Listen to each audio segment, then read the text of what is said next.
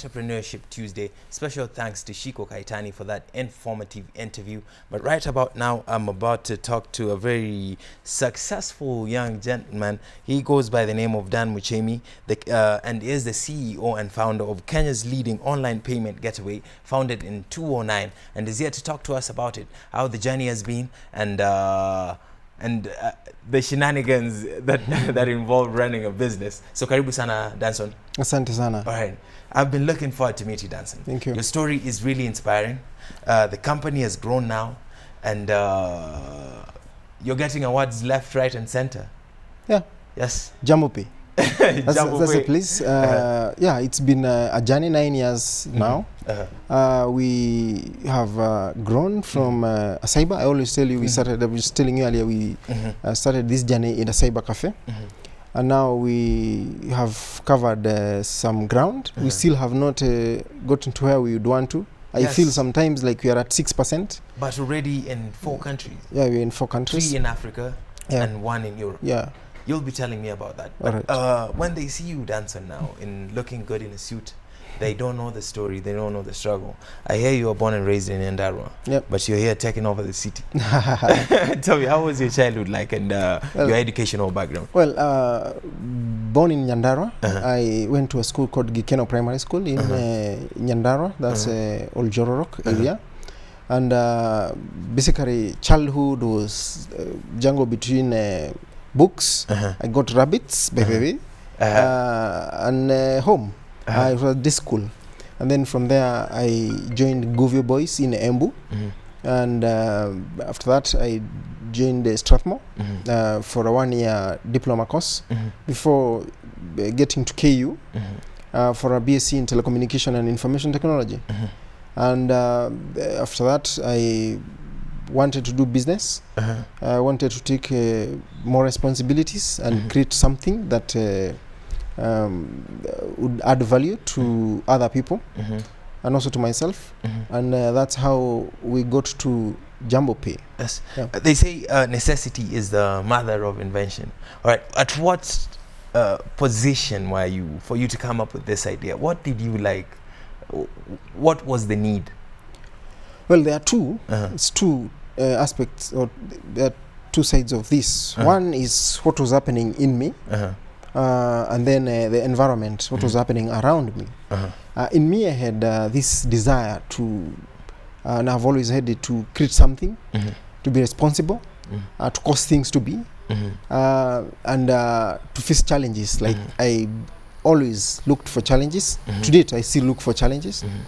And then around us, we had a scenario where I wanted to set up an e-commerce shop and a couple of other friends. Or like the ones at the online shops? Yeah, Chilomamboga.com was us. And we got to a point we realized we are not able to receive money.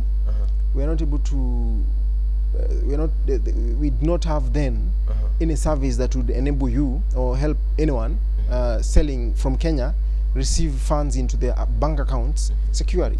Then we had just US firms that you had to sign up, and then you needed someone in the US to PayPal and likes of that. And so we embarked on the development of that. And then, well, at it we realized it's quite some work that required a lot of infrastructure, licensing from the various government bodies like the Central Bank, the Communication Authority of Kenya, and internationally others. And then we decided to focus on that and perfect it so that we could offer that service to others who had a similar challenge. So in an analogy, we can say you guys were going to make a car, then you realized you need gas. Yeah. So you focused on the gas production. Correct, exactly. All right. Yeah. That's amazing. And what around town is that you started by leasing one computer at a cyber. Yeah, you're right, you're right. Yes. Now you see a lot of times young guys, a lot of us, most of young guys do not have money to start business. I was in that same boat as everyone else. And I realized since I could not get money to start or pay for an office, I just sat down and filtered down my requirements and what I needed, my needs to start a business. And at that point, I knew I needed a computer, I needed internet connection, I needed a desk, a chair at least. And so I walked into a cyber cafe at View Park Towers and negotiated to have one computer assigned to me full time. These good friends of mine then, now they also they allowed me to take the computer for 4,500 a month. And I stayed in the cyber cafe for the first 3 months with one computer, and then I took a second computer for 6 months. We were at the cyber cafe, and we have grown. Were you coding on these computers? Yeah, I think the first thing we did was to define our mission. That's where we set the goals. You wrote the business plan. Yeah, in fact, it was like I wanted to create the best payment service in Africa, out of Africa. That was the goal. Yeah, that was the goal. And of course, we needed to code a bit. We needed to balance between writing code and sometimes getting to visit clients and sell to them.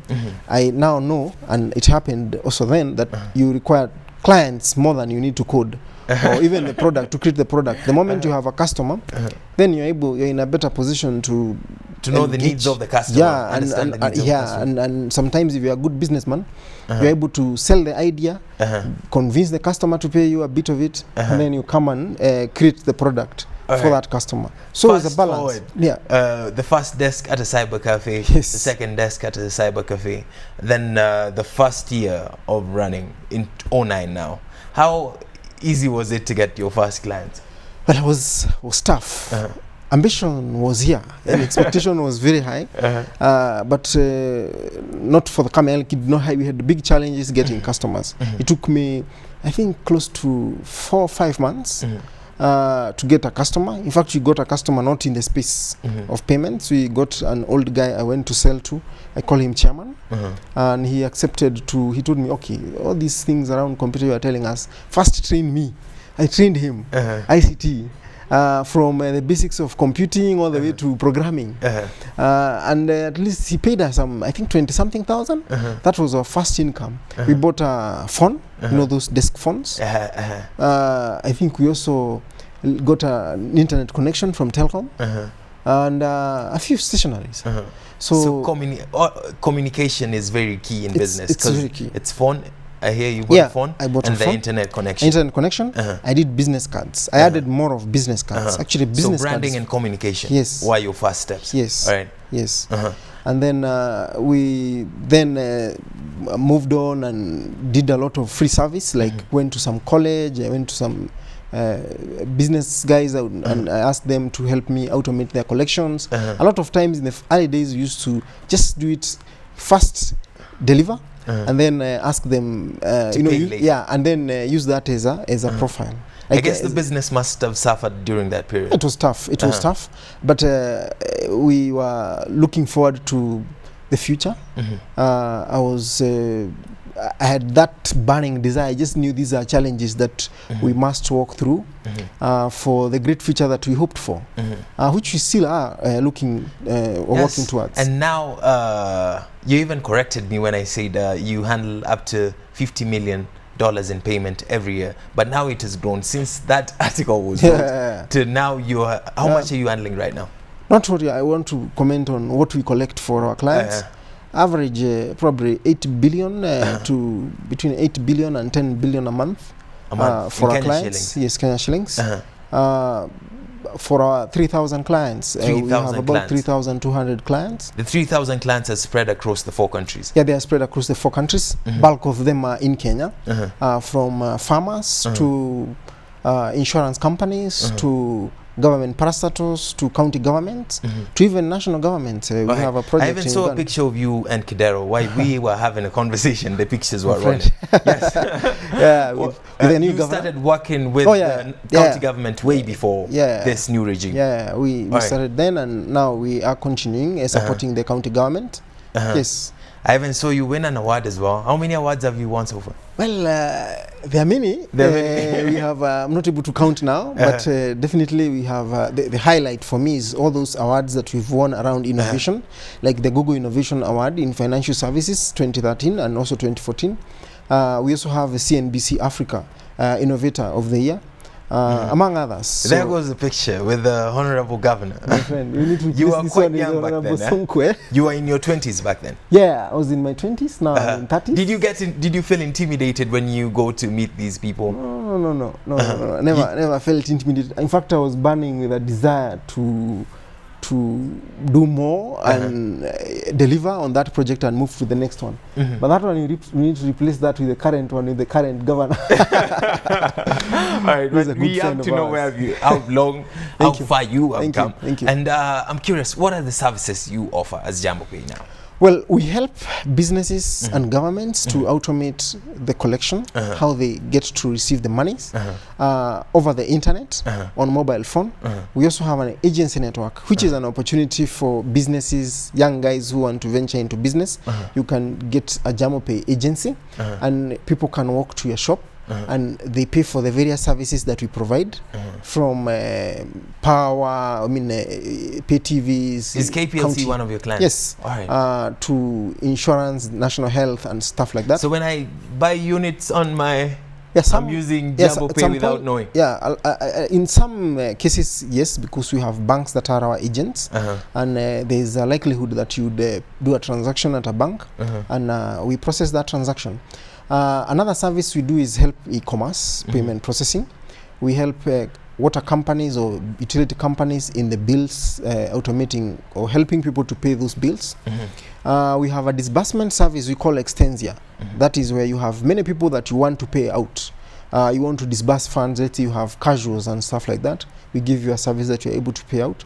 We have the government payment processing. That's what we do for example, for the city here, we have a service called Ijijipay.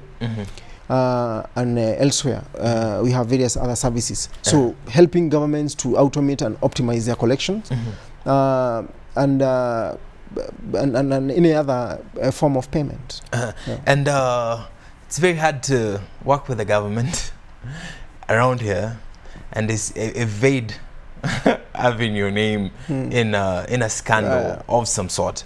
And I saw some article that said you had some systematic problems in the parking payment service around Nairobi. How did you handle this in terms of PR, and what's the truth value of this statement? Well, every other system, first Nairobi is the first city in Africa that has automated, that has gone 100% digital, first city in Africa, and that was a challenge that we took. And before any system matures, you have those challenges that you will face.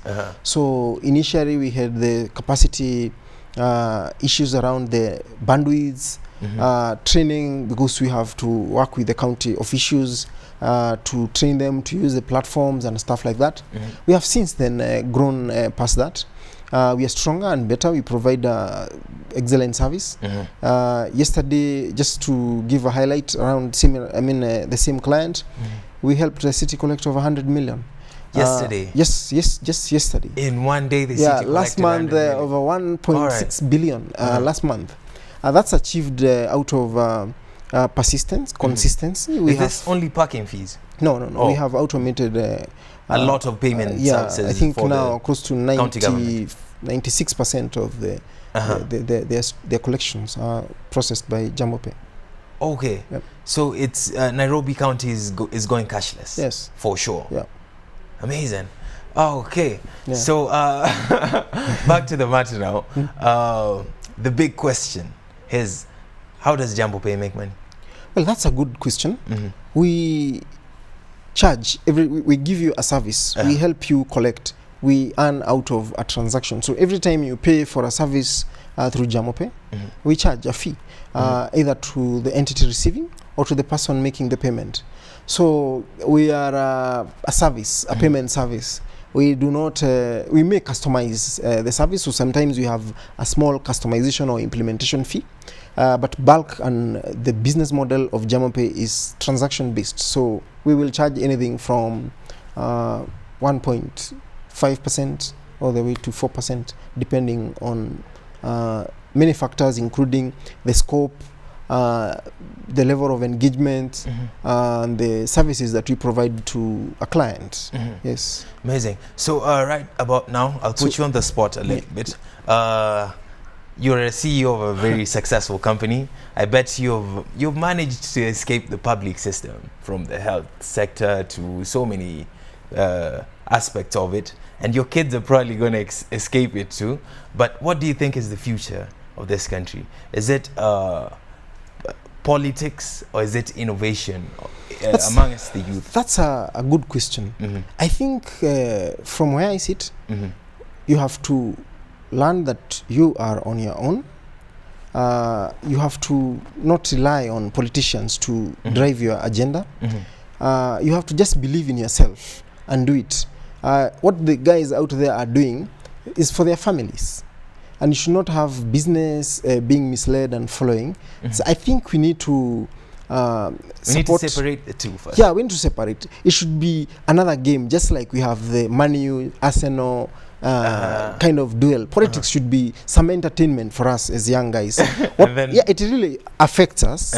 Just like sometimes when you have you are doing betting and money, it still have effects on your pocket sometimes. For the guys who do betting. I like the analogy. So it should not take central stage of our lives. I think we have to believe in ourselves. Let's work very hard to cause a change.